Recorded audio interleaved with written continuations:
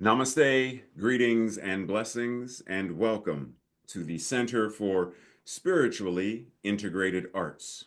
This is our Sunday message, and I am Reverend Dr. Raymont Anderson, the founder and spiritual director of this center. And I invite you to watch not only this Sunday message, but any of our archived messages. I invite you to join any classes or events that we have going on. I invite you to reach out and email if you have any questions. Questions about this community, questions about me, questions about what we do, or questions about this science of mind and spirit, liberation theology that we practice and teach. And if by chance you find yourself seeking beloved community with other like-minded beings, even if you already belong, are a member of another community, church, or center, you are more than free to have multiple affiliations wherever you are fed and find community. You are invited.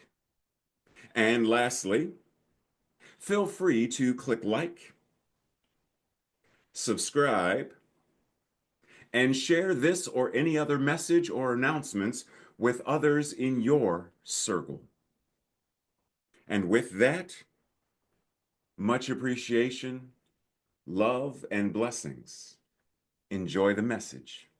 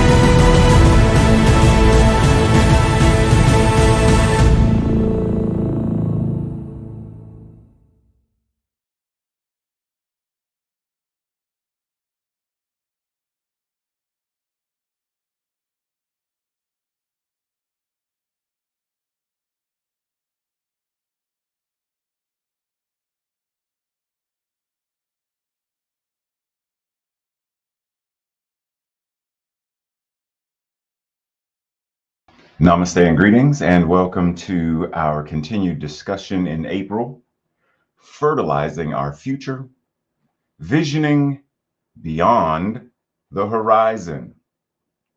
There is a passage in the Bible, Proverbs 29:18, where it says, "Where there is no vision, the people perish, but those that keepeth the law, happy are they."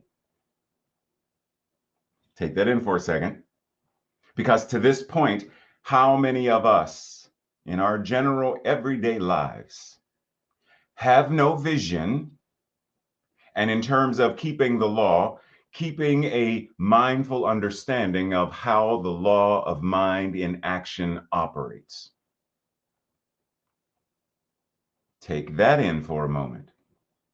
The spiritual laws and principles, how many of us are actively, consciously operating with them? How many of us have a vision, our own personal vision, and the vision of maybe the vision of our family, the vision of our spiritual community, the vision of our organization? Vision. And how many of us are using those spiritual laws in alignment with the vision to manifest the experience? Many of us are going around aimlessly without a compass, without a direction to how we are living our lives.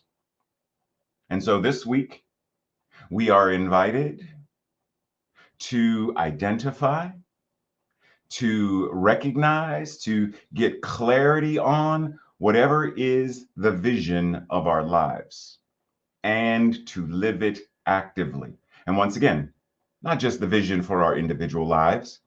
What is the vision of the United States of America? What is the vision of the allied nations? What is the vision of a world that works for all? Various types of vision. In the same way that if I turn my head, what I see is different than if I turn my head this way. I'm in the same space, but I have a different line of sight to a different something. Both of them, all of them, exist in this space. So our individual vision, collective vision, global vision, centers vision, organizational vision can all exist in the same space of our consciousness if they are all aligned. So once again, we're invited to get very clear to recognize and identify what is our vision and how do we live it more actively. To see the horizon, we're going to talk about this because if we're talking about visioning beyond the horizon, to see beyond the horizon and to go beyond the beyond of how we are conditioned to think, to feel, and to live, we must act. In order to not only see, but to experience, we must act. Breathe. As we have been doing late, in order for us to have deeper realization and understanding, we're going to clarify some terms. Are you ready? So let's start with vision. We know this word means several different things. Take it in, because I'm not going to read all these to you. You're able to read for yourselves. But just take it in, the concept of how we use this word, the development of a plan, a goal for the future, for the present, beyond. And this one has a couple of them as a preposition, as an adverb, has a couple. But the idea is there is a point, and beyond is further than, the other side of whatever that point is. And the key thing is this one, beyond is often the idea of or the reference of something that is unknown, the mystery. Horizon.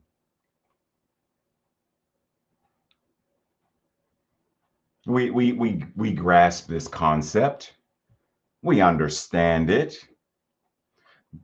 But today we are being asked to get more conscious and more clear, right? As the synonyms at the bottom say, range of vision, field of view, one's perspective or perception. More on that in a moment. For an artist, we are trained to use our perspective and perception in the art. When an artist is using, whether it's 1-point or 2-point perspective, whether it's worm's eye view, street level view, bird's eye view, the concept in all of these is, what is the perception? Because this is all two-dimensional. But the moment perspective is brought into the image, it takes on a three-dimensional quality. This is how important it is to have a horizon line, a vanishing point, to understand that there is that which is beyond it, and to create the vision using perspective and perception to create the experience. It's no different. And this is why all of the things that I teach and talk about referencing that which is as the absolute has to be identifiable in the relative. So when we look at a photograph and we see the horizon line and we see the vanishing point where the two lines appear to converge and meet, knowing that they don't, but we perceive that they do, there is an element of our invitation going beyond that dot, going beyond what we perceive to be the end. It is easy to look around us right now in the world, in the United States of America, in education, in politics, in social justice, in all of these areas, and it's easy to only see what is right in front of us. And what is right in front of us is oppression and war and subjugation. And it's easy to believe that that is all there is because it's all that we see. It's easy to believe that a world that works for all, while a beautiful statement, is impossible to actually manifest. It's easy to believe that. But our invitation is to see, to visualize, to envision something beyond what is right in front of us. Just as beyond the horizon refers to the area that is not visible to the naked eye due to the curvature of the earth, essentially meaning that what lies past the point where the sky appears to meet the land, beyond the beyond refers to being in a continual state of open at the top and open at the bottom, ever evolving, existing in the liminal space of mystery, where all ideas, goals, dreams, magic, etc. come from. To vision beyond the horizon, beyond the beyond, is not simply to have a vision, to have a mission, to have purpose, and to have values, but it is to actively live them, to live our vision, to live our mission, to express our purpose in all of our behaviors and our values, to make it all visible as our life. As Thomas Edison once said, vision without execution is delusion. Execution meaning one's ability to carry out something or to put something into effect, to carry out a plan, to carry out a course of action, to implement, to fulfill, to attain.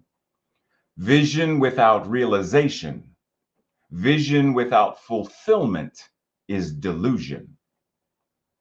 Vision without fulfillment is a demonstration of inaction.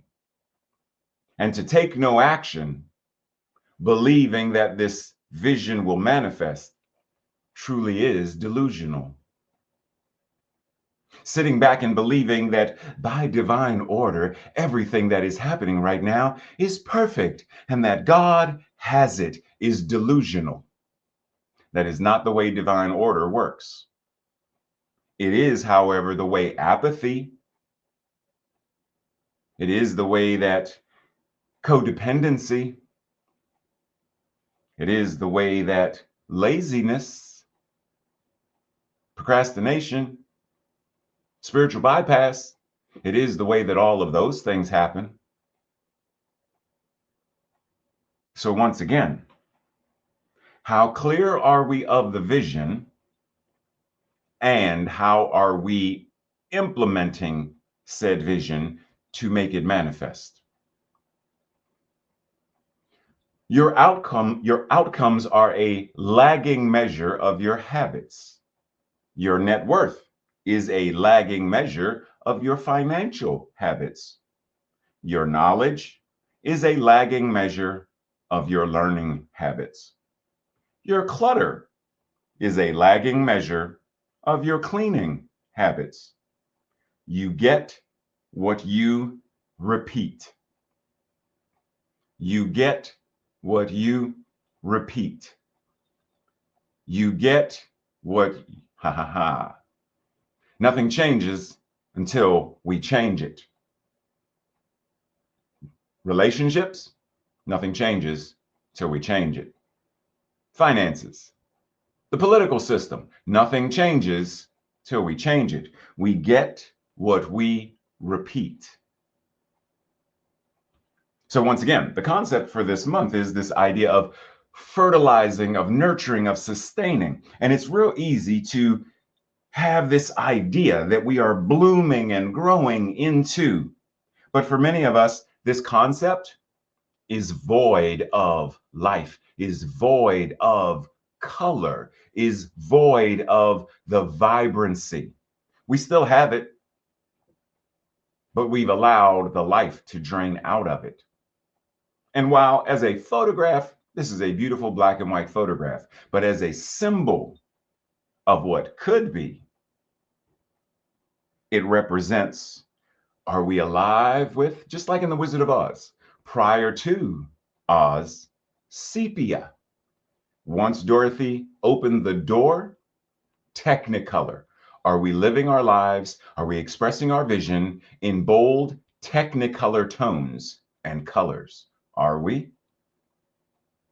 Or are we allowing, whether we know it or not, are we allowing our limiting beliefs to drain our lives, to cause us to continue to get what we continue to do because we get what we repeat?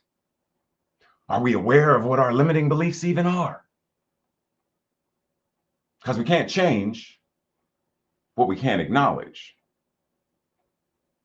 So do we have the wherewithal to even acknowledge that there is something going on that we don't like? To then backtrack it to, so what's creating this? What actions are nurturing and supporting this? How am I fertilizing this thing that I don't want to grow? How am I fertilizing it to keep it growing? Trace it all the way back to the core consciousness, to the belief systems and all of that stuff, and then change in that space so that we change the outcome. See, it's easy to look at, I'm feeling scared, because that's what we see above the surface. But let's go beneath the surface and say, well, if I'm feeling scared, then there are certain beliefs that are nurturing and causing the feeling. I'm not worthy. I will fail. I am a failure, etc. There are beliefs beneath the surface that create the feelings and emotions that then come up as the words when I actually say to someone, you know, I don't feel like I'm good enough to do anything or ever be successful. And I feel like nobody loves me really because nobody really knows me. They know the me that they think they know, but they don't really know me because they don't really talk to me about me. So I verbalize it. But keep in mind that this is not where the mental equivalents end, because there is a fourth part to these things: our thoughts, our beliefs, the way that we communicate, the emotions and feelings. And as she says, remember, our actions are an outpicturing of our beliefs, our emotions and feelings. So if I feel scared, I'm going to act in a certain way based upon that feeling. And I feel what I feel because of what I think and believe. I say what I say based upon what I think and believe and what I feel. If we want a different outcome, we have to change the equation. If we look at our lives and we find brown dying leaves, such as those that are currently happening in the sunroom with my plants, if we don't like the dying and droopy and decaying plants of our lives, the blooms of our lives, the greenery of our lives, then we need to change something. Are we overwatering or underwatering? Too much sunlight, not enough sunlight, not enough rich soil. Something has to be happening, or the absence of what needs to happen, which is a happening in and of itself, that's causing this to be the experience.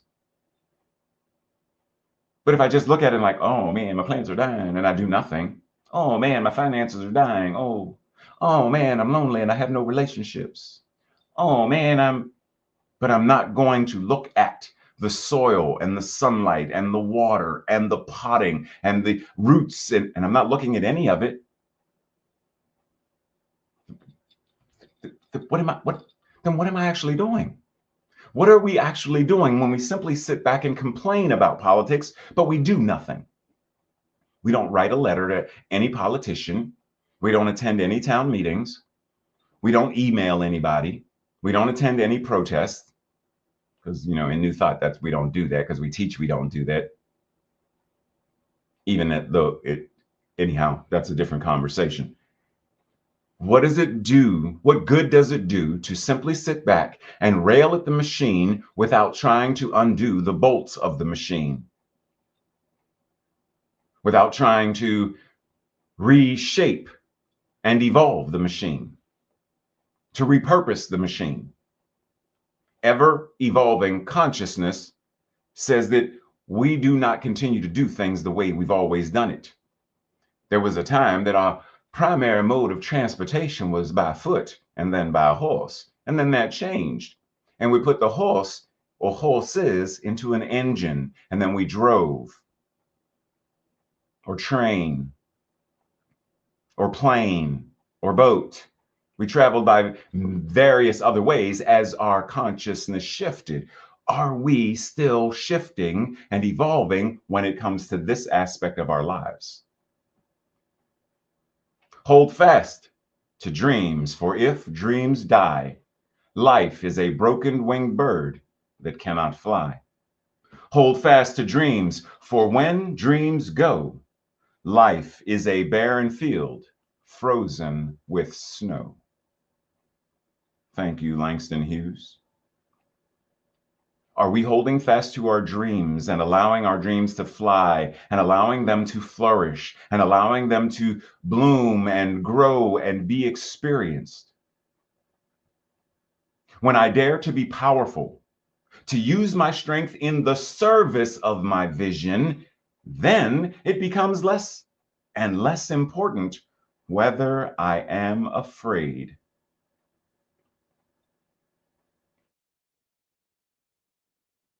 The vision will pull. No matter if we feel afraid, we'll feel the fear and act upon the vision anyway, because that's how powerful the vision is.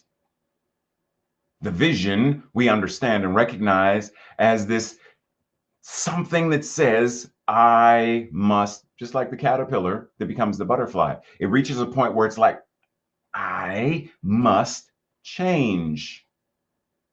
And even though the caterpillar may be like, I don't know what this feeling is, and I don't want to go to sleep, it does it anyway. Are we willing to do it anyway? Are we willing to have the courage and the conviction to manifest the vision? The only thing worse than being blind, as Helen Keller says, is having sight but no vision. The most pathetic person in the world is someone who has sight but no vision. Take that in. Because we have to ask ourselves moment by moment, daily, am I acting on my sight? I see great things happening in the world that are atrocities and horrendous, and while we don't believe in evil, I would call them evil. I see these things, yes. But are we only operating from what we see? Or are we leaning into the vision that says, yes, and this stuff can be healed and changed? The physician in the operating room, if they only operated based on what they saw, every person on the operating table would die. But they have a vision that they know what the body in perfect alignment and operational systematic ways of being, they understand and they act on that. So they suture the veins and the arteries and the muscles and tendons. They do what they need to do because they know that when these things are in order, they operate based on that order. That is the vision. I'm looking at what I see and it is not doing what it needs to do. And if I only operate based on what I see, then I'm going to keep getting what I'm getting. Could you hand me another toe tag? But if we act on our vision, we change our lives and we change the world. The negative use of the creative power of thought then is a very real thing and indeed is at the root of all our troubles. And while we persist in believing that evil is as real as good, we shall experience the evil in which we believe. Evil is not real in the way that some people believe it. It is not a separate entity roaming the world, causing havoc. But if we believe it and we act from it, then it's going to be as real as we believe it is. While we persist in thinking and acting as though limitation were the law of life, we shall continue to be in bondage because we're living and thinking as though we already are. To free ourselves from the contemplation of evil and bondage, projecting as it does the forms of lack, unhappiness, physical disease, etc., is the whole aim and purpose of the science of mind and spirit. Wait, what did he just say? To free ourselves from. That right there says this teaching, science of mind and spirit, is a liberation theology. The whole aim and purpose of the science of mind and spirit is to liberate ourselves from the contemplation of evil and bondage, which includes all of these things. To emancipate ourselves, to liberate ourselves. But if we're emancipating ourselves, liberating ourselves, what is helping us and causing us to break the chains? The vision. Do not conform to the pattern of this world, to the repetitions of this world, to the systems of this world, but be transformed by renewing your mental equivalence, not just your mind. Because a lot of people think, well, if I just change my thinking, I'll change my life. No, just changing your thinking by itself is not going to change your life. Changing your thinking and your words and your emotions and feelings and your actions, yes. But just your thinking, no. That's why many a New Year's resolution fails. Because we think a thing, but we don't speak it, feel it, and act upon it. So renew your entire mental equivalence and be transformed. The renewing of the mind is a scientific act. Note that word, scientific. As the conscious thought pours into the subjective channels of creative energy, the body is automatically renewed. This is mental healing. Mental healing is a conscious act as well as an established fact in the experience of many people. Instead of the old concepts of disease and failure, we are to inject those of liberty, freedom, health, harmony, and success. Do we have a vision of liberty, freedom, health, harmony, and success that we are acting upon, even in the face of the concepts of disease and failure? Is the vision for this other way of living, this other way of being, is this vision operating in our lives in such a profound way that we are able to navigate no matter what? Breathe. Oftentimes, people will refer to God's vision as the vision. It's God's vision. Yeah, but not the way we typically say it. So we're going to stop saying or stop referring to God's vision as being somehow anthropomorphized and separate from us. And the reason we're going to stop doing that is because God's vision is your vision. Take that in. There is no outside anthropomorphic God. So that which God is, as you, God's vision is your vision.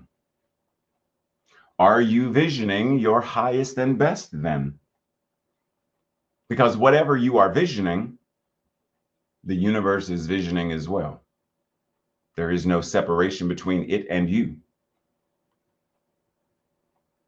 So when we think of this idea of, once again, the fertilizer, the nurturing, all of that stuff, then we have to ask ourselves, then what are we enriching the soil for? The soil of our consciousness, the soil of life. What are we enriching it for? For what purpose? Because that goes into vision. We are enriching it for the purpose of, we enrich the soil of our consciousness in order to have our lives grow, have our lives develop, and have our lives bloom in the most life-affirming ways possible. We enrich the soil in order to provide a harvest of life that serves and benefits the collective community and the world. That's why we do what we do. To create a world that works for all, so that every iteration of expression of God gets to be its best expression. So how are we demonstrating our stewardship of our divinity, of our power, of our choices, of our habits, of our ways of being and doing? How are we expressing that stewardship? Are we stewarding such powers and ways of being like people who understand who and what we are? Or are we basing it on the standards of the lack, the scarcity, and the fear? The eye through which I see God is the same eye through which God sees me. My eye and God's eye are one eye, one seeing, one knowing, one love. You got that? One. How are we stewarding this awareness? How are we stewarding this awareness where we understand that this concept of a divine idea as a separate thing does not exist? The divine idea is the divine idea of your being, of your consciousness, of your way of showing up, not as an outside, what is God's will for my life? So when we are visioning and we say, what is Spirit's divine idea for this job or this relationship or whatever it is we're visioning for? What is Spirit's divine idea. No, no, no, no, no. Stop right there, freeze and remix, because we're not doing that anymore. What we're going to do is, from what Meister Eckhart just said in the slide before, we understand that there's only one. So we are visioning from that oneness, which means, what is the highest vision or perfect idea that you have? Not spirit as a separate thing, but you as spirit, spirit as you. What is the highest vision or perfect idea that you have for whatever it is you are visioning regarding? And the reason for the remix, very simple. Because we understand, as Joel Goldsmith says, God expresses God. And that expression appears as you. So your highest vision is that expression of God. What is the divine idea that is expressing in you, through you, and as you for this thing that you are visioning? What qualities of the divine, of the universe, are expressing in, through, and as you in this vision? Not as a separate, but as all that you are right now, as a divine expression of the one. The life within you is God. And whatever is true of God is true of your life, since your life and the life of God are not two, but one. Your vision is God's vision. So when you are visioning, and we're not going to go through these, I invite you to screen capture or come back to this and actually go through the visioning process. Keep in mind that all of this, you are not asking for something outside of you to respond. You are asking the absolute that is you to express in, through, and as you. Your ideas, God's ideas. Your desires, God's desires. There's only one. So breathe. The more boundless your vision, the more real you are. Why? Because you are living the life that you have chosen to live in harmony and in alignment with oneness, with divine truth. And the more we do that, then the more real, the more in alignment with lowercase r real and capital R real, the more those are enmeshed in one reality, one experience, one life. The more real you become, the more real you are, the more real you get to be. Breathe. If the doors of perception were cleansed, everything would appear to us as it is, infinite. If the doors of perception, remember we started with that idea of perception and perspective, if the doors of how we perceive things were cleansed, and we could see things as they really are, with truth, the divinity of, then we would recognize that all that is God, and therefore is the infinite in expression. Jean Houston offers us, just as you would not neglect seeds that you planted with hope that they will bear vegetables and fruit and flowers, so you must attend to nourish the garden of your becoming. If you're going to plant vegetables, fruits, and flowers, you want them to grow, you're going to tend to them. You're not going to neglect them. If you're going to do the same thing for that, then we must do the same thing for our own lives. Nourish your vision, nourish your life. Nourish the realness that you desire to express as. It is easy to believe that God is perfect. We must also believe that the spiritual human is perfect. And since it is difficult to believe that the objective human is perfect, we must confine our statements to a realization of the spiritual perfection of humans. We must remain faithful to this vision, for a realization of the presence of God is the secret power of our work. That which God is wholeness, perfection, and completeness itself.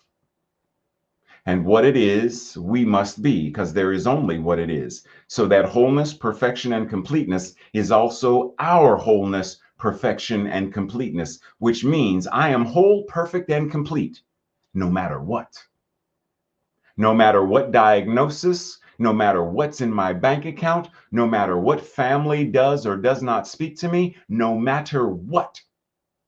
No matter what I even believe about me, I am still whole, perfect, and complete. And that is the secret power of our work, to understand and know the presence that God is as us.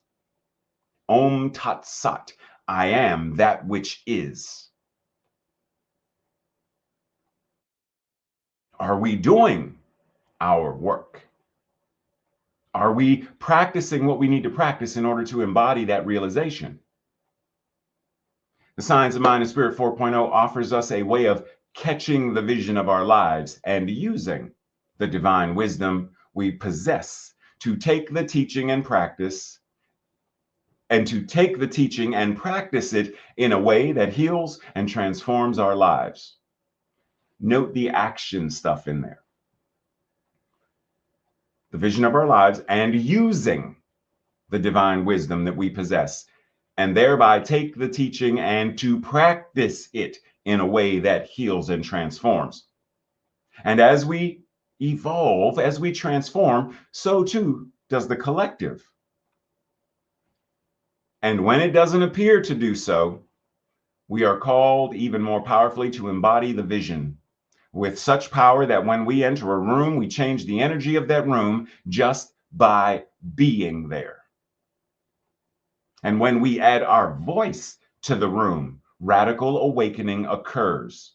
Our work, once the vision is known, is to do whatever is needed for that vision to manifest. And this liberation theology is the path by which we manifest the vision of love, community, oneness, and more. Breathe. This week's declaration, our affirmation, I will say it first, and if it resonates with you, I invite you to say it with me the second time around. I set my sights beyond the horizon, aligning my intentions with the vision I desire to experience. Together, I set my sights beyond the horizon, aligning my intentions with the vision I desire to experience.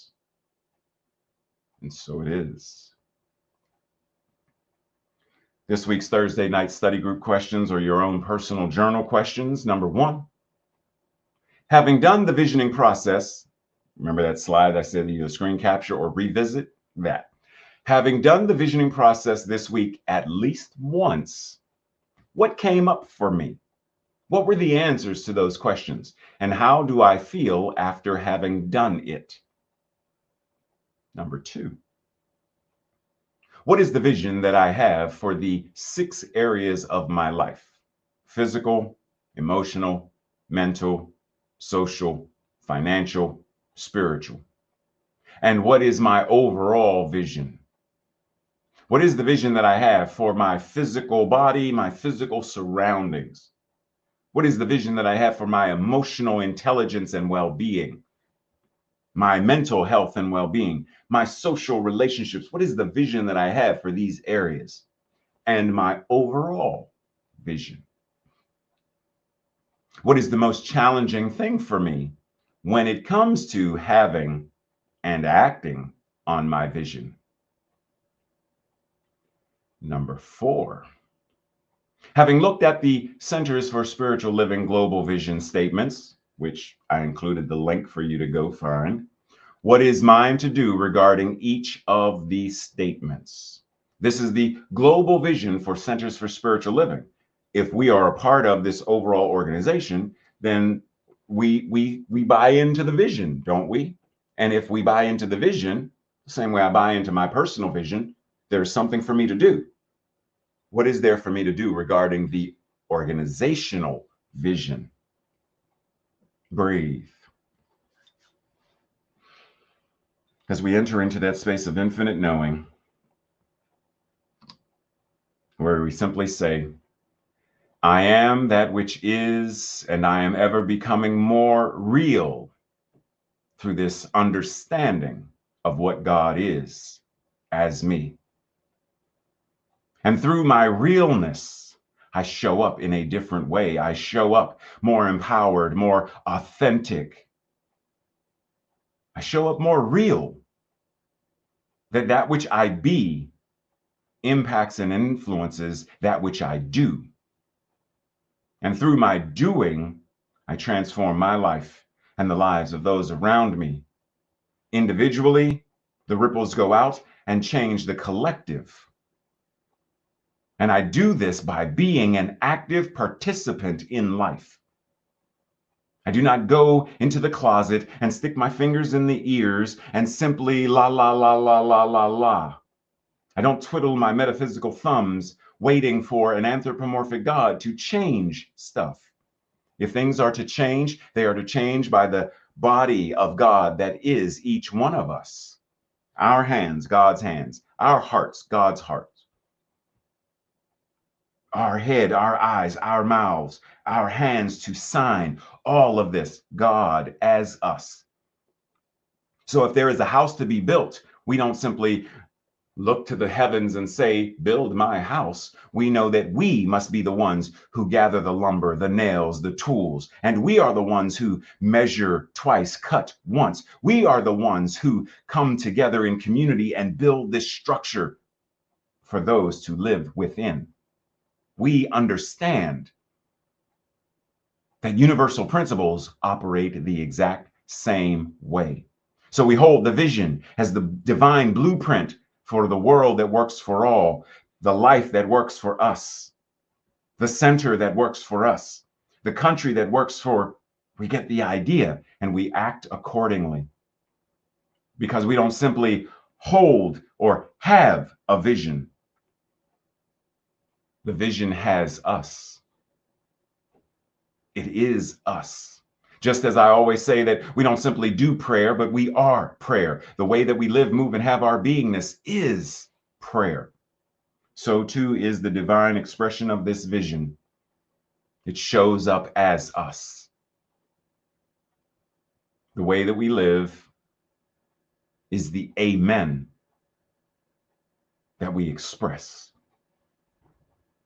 So knowing this, I stand back and marvel at the magnificent way that we as the collective, that we as the individual expressions of God gather and come together, doing the work that is ours to do, to change, transform, and heal, to create a world that works for all. And so it is. So it is. Namaste, blessings.